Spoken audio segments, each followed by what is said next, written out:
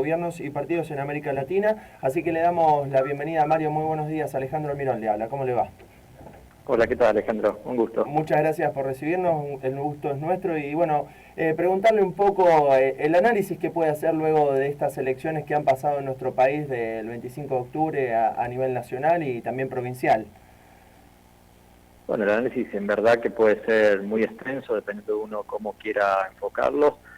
Sin lugar a duda se asistía a una elección absolutamente competitiva, quizás raramente competitiva, por lo menos en los 12 años del kirchnerismo, y al menos en la escala presidencial, y en este sentido no tan solo fue competitiva en las PASO, sino también fue competitiva en la primera vuelta, y todo indica que va a ser ultra o hiper competitiva en este balotaje o segunda vuelta, ¿sí?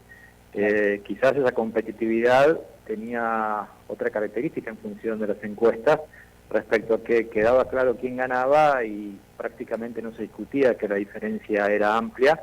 A lo sumo se discutía si esa diferencia iba a respetar, de acuerdo a el margen de error estadístico, el pase o no a la segunda vuelta. Sin embargo, en verdad me parece que hay que ser honesto intelectualmente, reconocer que las encuestas fallaron. Habrá muchas explicaciones y creo que son todas atendibles y entendibles metodológicamente, pero en verdad lo cierto es que fallaron, y desde ese resultado que finalmente se constató, se concretó en las urnas, esta elección tomó otro formato, ¿no? En donde el ganador de alguna manera tiene que salir a remontar una cuesta arriba bastante interesante, y en donde quien salió segundo se entendió como una derrota que tenía un sabor a triunfo. Claro. A partir de eso también hay que entender al país de modo diverso. Si uno analiza, por ejemplo, algunos resultados, no deja de ser sorprendente.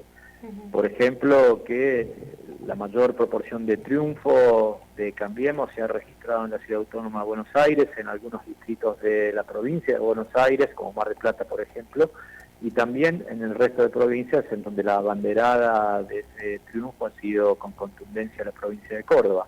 Claro. Ahora, por ejemplo, en Córdoba, cito ejemplos en donde en la zona de Country prácticamente la totalidad de las mesas fueron ganadas por Cambiemos, y hubo incluso una mesa de 90%.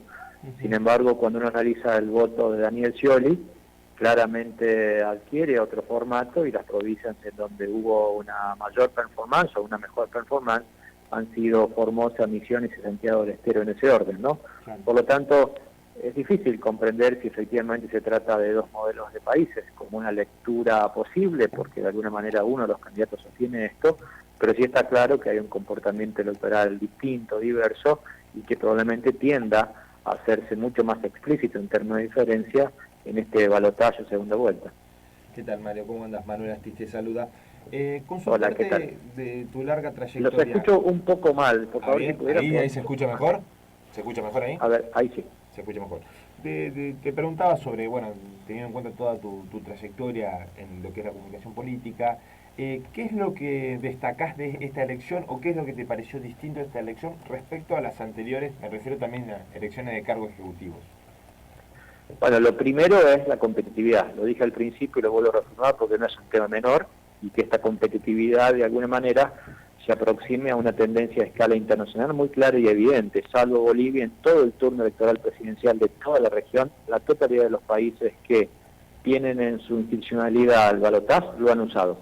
Claro. Argentina, que lo tenía virgen desde el punto de vista institucional, virgen incluso en la época de la dictadura, Lanús lo tenía incorporado al balotaje, incluso también para legisladores, jamás se llegó a usar, especialmente en la elección de 73, y menos de la elección del 94, desde el 94 en adelante cuando se reforma la Constitución y es reincorporado. Por lo tanto, la idea de la competitividad es un tema enorme y a mi entender sumamente interesante, porque le hace bien a la democracia la competitividad, porque obliga claramente a tener controles, a tener limitaciones, a un equilibrio de alguna manera de postura. Este es lo primero. Bien. Lo segundo, que quedará evidentemente para el análisis, es la incorporación de un candidato que no es ni único ni excluyente, ni siquiera el problema es él, sino simbólicamente lo que él representa en la provincia de Buenos Aires como Aníbal Fernández. Digo, sin caer a una evaluación personal, no es mi estilo, ni siquiera pretendo hacerlo.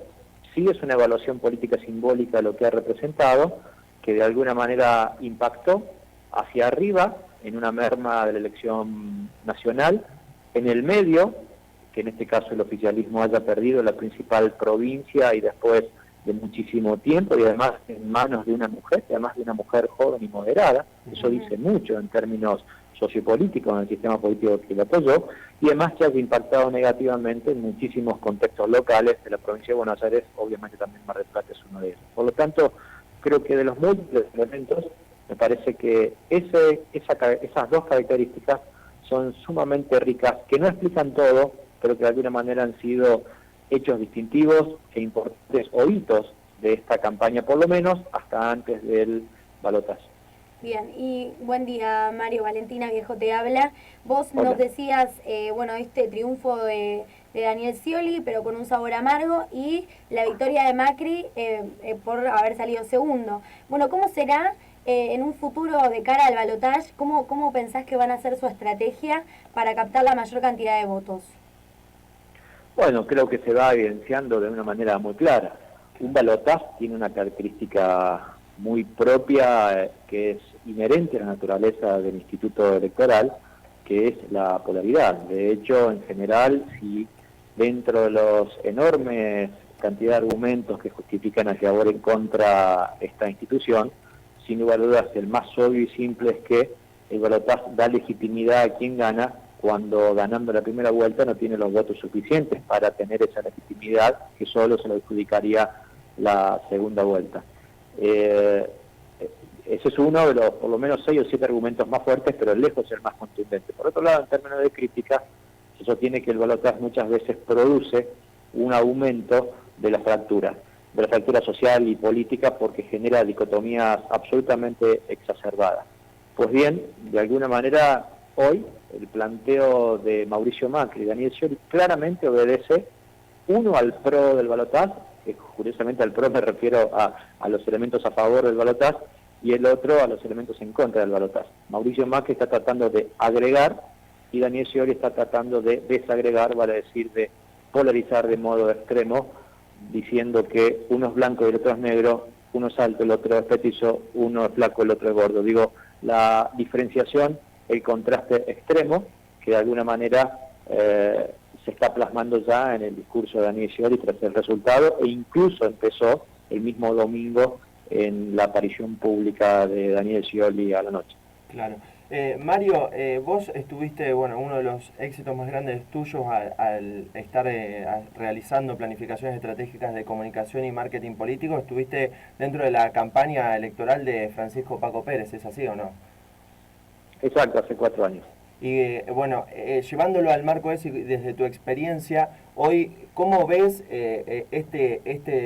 por ahí el suelte de manos que se le está haciendo en cierta forma a Daniel Scioli, como dicen algunos? Perdón, se entrecortan. ¿Cómo ves él? ¿Cómo ves que en cierta forma hoy, como dicen desde muchos sectores, que se le esté soltando en cierta forma la mano a Daniel Scioli por parte del kirchnerismo? Bueno, es parte de las disputas internas que, convengamos, no son nuevas. Quizás puede ser sorpresivo que se hagan tan fuertes ahora y mucho más de cara a un balotaje, donde se supone que uno debe agregar y no desagregar, vale decir, no se supone que el único objetivo es sumar más de lo que ha conseguido, y claramente los dos candidatos lo necesitan. Claro. Por un lado, no dejo de sorprenderme, pero es parte de la realidad política cuando uno no ha obtenido una performance que, vuelvo a insistir, no hace nada distinto, salvo poner un poquito más en evidencia algunas diferencias que ha habido siempre, o reticencias que ha tenido preferentemente el sector más ortodoxo respecto de la candidatura de Daniel Scioli. Pero también una característica sumamente importante de los balotajes es que alientan a que los outsiders, o lo que se denominan extrapartidarios, sean quienes encabecen ofertas. Fíjense qué cosa interesante. Mauricio Macri y Daniel Scioli, los dos representan outsiders, los dos devenidos en político de una manera tardía, de un modo tardío, y luego representando partidos. ¿Y esto por qué se da? Bueno, porque generalmente los políticos enmarcados en un proceso ideológico muy claro y explícito tienden a frenar la idea de seguir acumulando votos precisamente por ese límite en su formato ideológico. Daniel Scioli, a pesar de que su discurso se ha kirchnerizado mucho más de lo que él lo tenía antes, no es que ha perdido la moderación, sino que ha, yo diría, empezado a ocupar un espacio simbólico muy común al kirchnerismo. Siempre ha tenido reticencias por dentro porque precisamente desbordaba ese límite que el propio discurso kirchnerista ideológico tenía. Por lo tanto, habrá que ver, aparentemente tiende a disminuir. También es propio de resultados, insisto, que no son óptimos o por lo menos son menores a las expectativas de lo que se buscaba, y habrá que ver cómo sigue. No creo que hoy Daniel Scioli esté en una situación de merma, pero en todo caso, si esto continúa, le va a dificultar seguir creciendo. Bien, y bueno, vos nos hablabas de la competitividad que tuvo esta elección. ¿Pudo haber sido también que se haya acrecentado por el uso de las redes sociales? A ver, las redes sociales no creo que den competitividad, sino que en todo caso expanden, hacen público y hacen explícito muchos microdiscursos que de alguna manera pasarían invisibilizados, ¿sí? En ese sentido, las redes es como que aumentan, radicalizan la porción de apoyos explícitos de un lado y del otro, y por qué no también la porción de un público muy fanatizado. Ajá. Sea un público individual que dé la cara, y sea también el anonimato expandido a través de cuentas robots, de cuentas falsas, Claro. que son prácticas absolutamente habituales, a mi entender de modo lamentable, en las redes sociales. Ujú. Mario, bueno, muchas gracias por la comunicación telefónica y por estar en contacto con nosotros en Mañana es Mejor. Por favor, agradecido soy yo, Fuerte abrazo. Hasta luego. Así pasaba Mario Riorda, él es consultor en estrategia de comunicación política para gobiernos y partidos en América Latina, bueno, hablando un poco de su experiencia y lo que ha dejado las elecciones en cuanto a su análisis que él ha podido hacer. Él tiene muchos libros, uno muy recomendable es Comunicación Gubernamental de 360 grados, hablando de comunicación política. Y bueno, me parecía interesante poder sacarlo al aire y hablar de estos temas del uso de las redes sociales, la competitividad que éstas generan y sobre todo el marco, cómo los candidatos ahora van a establecer la campaña electoral. Me gustó esto, bueno, que decía el análisis que todos pudimos ver, pero como lo dijo muy claro, ¿no? El que salió primero terminó perdiendo y el que salió segundo fue su gran triunfo. La sorpresa para todos, justamente para lo que él, lo primero que dijo, ¿no? Las encuestas no resultaron, las encuestas fallaron. Hay una crisis de encuestas. Hay una crisis. Y esto fue justamente lo que desencadenó la sorpresa de todos todo el público y de los mismos políticos. Exactamente. Sí, mitad crisis y mitad intereses también. Como digamos que Claro. muchos encuestadores que tratan de favorecer o trabajan para un candidato. Las propias encuestadoras. Aparte ya hay fotos de los mismos encuestadores, o sea, no.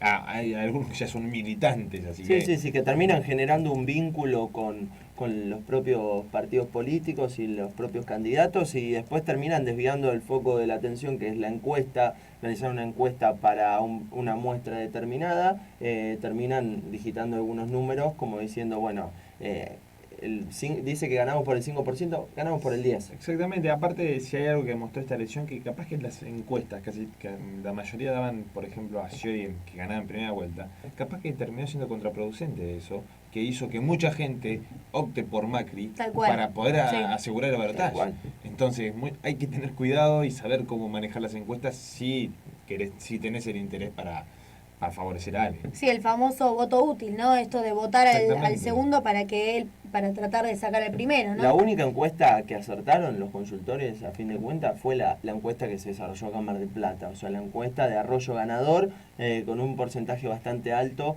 con respecto a Gustavo Pulpo. Ojo, igual que se le venía bajando la imagen. Sí, en el último tiempo pero bajaron los puntos que lo diferencian con Gustavo Pulti, que al final fue una amplia diferencia. Sí, terminó siendo 11 puntos de casi diferencia, pero la brecha era esa, o sea, las encuestadoras decían, hay un ganador y el ganador es por este margen, Carlos Fernando Arroyo. Yo creo que también convengamos que esta elección era un poco más tranquila, se sabía que era entre Pulti y Arroyo primero, claro, distinto a la nivel nacional cuando vos tenés tres candidatos fuertes, y Arroyo había hecho una diferencia enorme en la primaria. Entonces yo creo que había